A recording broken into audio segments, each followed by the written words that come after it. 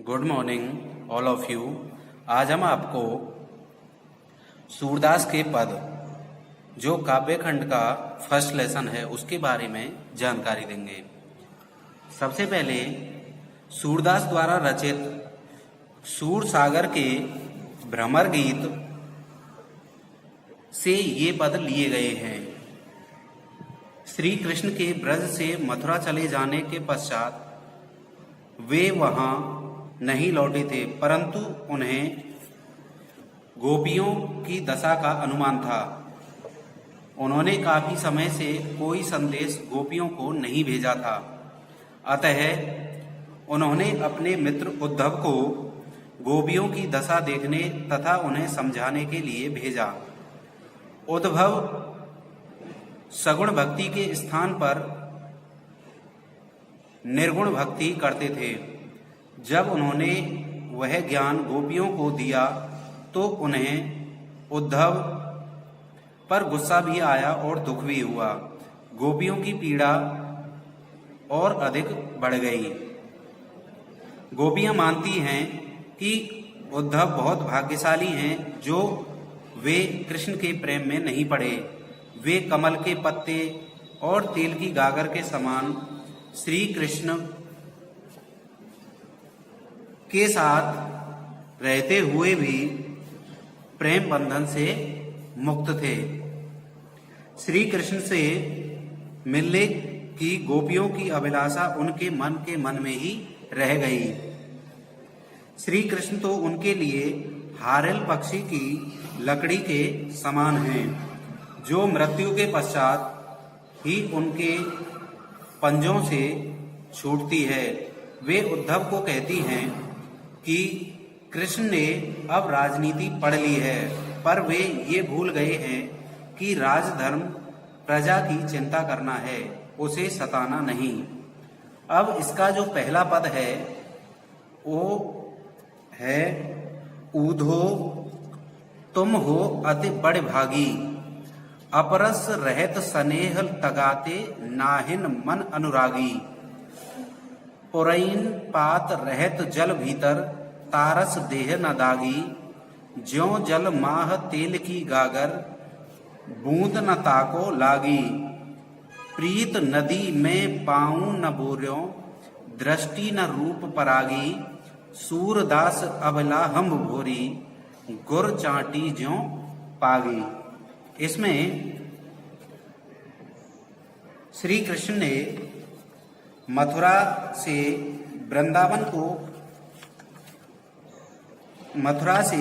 उद्धव को ब्रज में गोपियों को समझाने के लिए भेजा था।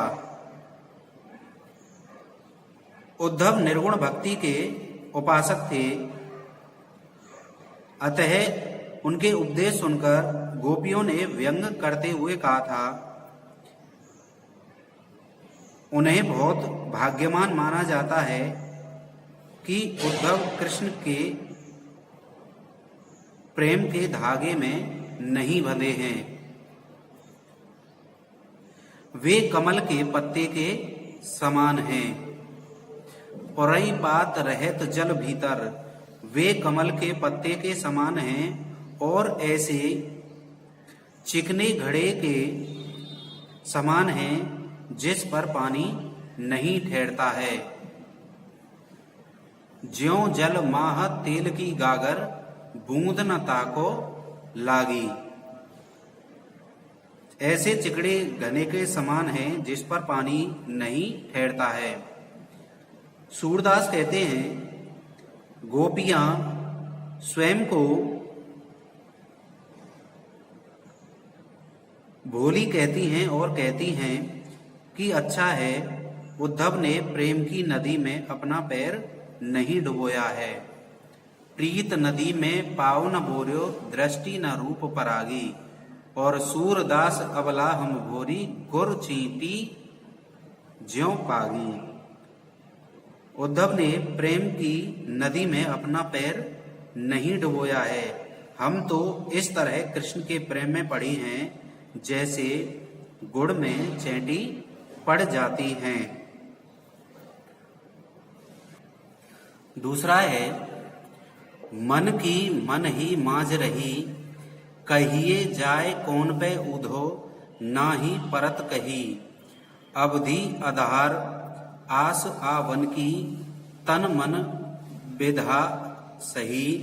अब इन जोग संदेश सुन सुन, बिरहिन बिरह दही। चाहत होती गुहार जितहि ते, उत ते धार बही। सूरदास अब धीर धरहि क्यों, मर जादा ना लही। इसमें गोपियों की व्यथा का वर्णन किया गया है।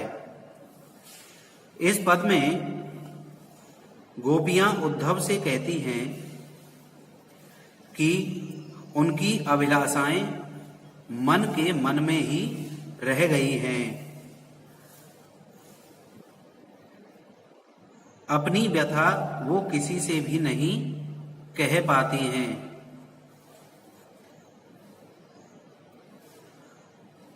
उनके मन में श्री कृष्ण के लौट आने की आशा थी, जो अब समाप्त हो चुकी है।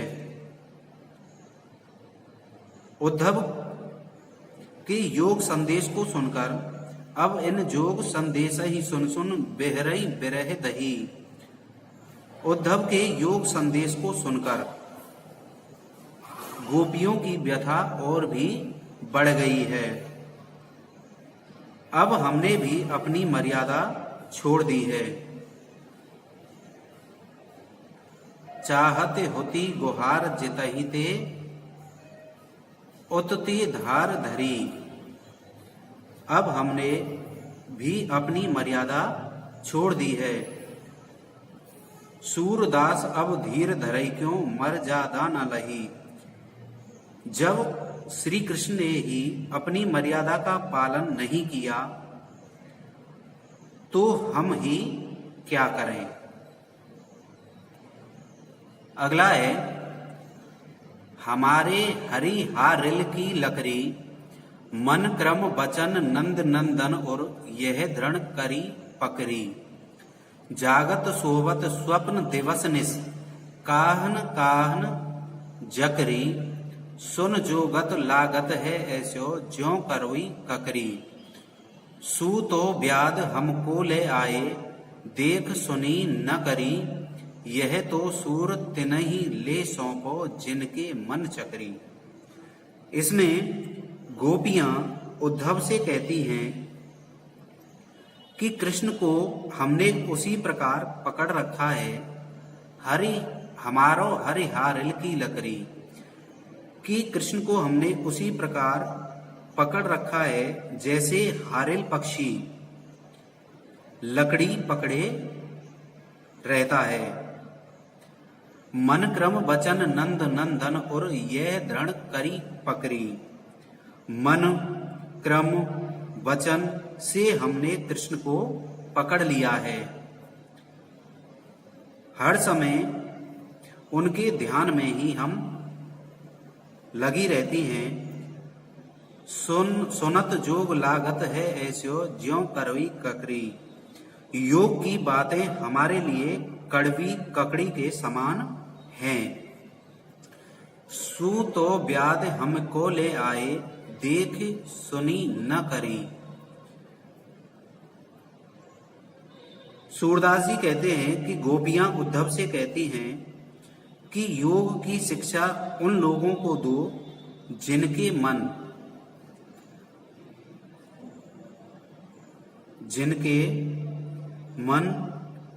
अस्थिर हैं। हम तो कृष्ण के प्रति निष्ठावान हैं। आगे है,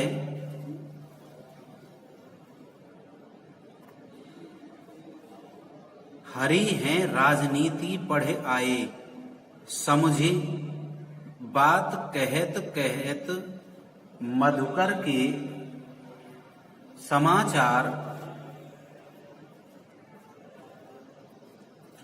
सब पाए, एक अति चतुर होते पहले ही अब गुरु ग्रंथ पढ़ाहे। बड़ी बुद्धि जानते उनकी, जोग संदेश पढ़ाए। ऊधो भले लोग आगे के पर हित डोलत धाये। अब अपने मन फेर पाई हैं चलत जो होते चुराए। ते क्यों अनीति करे आपन जे और अनीति छुड़ाए। राज धर्म ते यही सूर जो प्रजा न जाहि सताए। इस पद में उद्धव को भ्रमर बताते हुए गोपियां कहती हैं कि अब श्री कृष्ण ने राजनीति सीख ली है, हरि है राजनीति पढ़ आए। अब श्री कृष्ण ने राजनीति पढ़ ली है। अब उद्धव से बात कर उन्हें कृष्ण के सारे समाचार पत्र मिल गए हैं। समझे बात कहत मधुकर के समाचार सब पाए। उन्हें कृष्ण के सारे समाचार मिल गए हैं। एक अति चतुर होते पहले ही अब गुरु ग्रंथ पढ़ाए। एक तो वे पहले से ही चतुर थे, अब तो अपने गुरु से भी उन्हें शिक्षा मिल गई है। उनकी बुद्धि अधिक हो गई है, तब ही तो योग का संदेश भिजवाया है। हे उद्धव, ऊधो भले लोग आगे के परहित डोलत धाये। हे उद्धव, पहले तो लोग भले थे जो दूसरों की भलाई के लिए दौड़कर चले आते थे। चलते समय श्री कृष्ण जो हमारा हृदय चुराकर ले गए थे, चलत जो होते चुराए, जो हमारा हृदय चुरा लेकर गए हैं, अब उनके मन में बहुत बड़ा बदलाव आ गया है।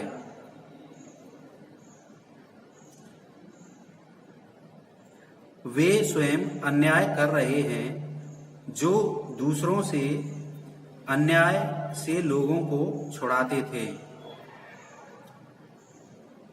सूरदास जी कहते हैं, राज धर्म तो यही सूर जो प्रजा न जाहि सताए।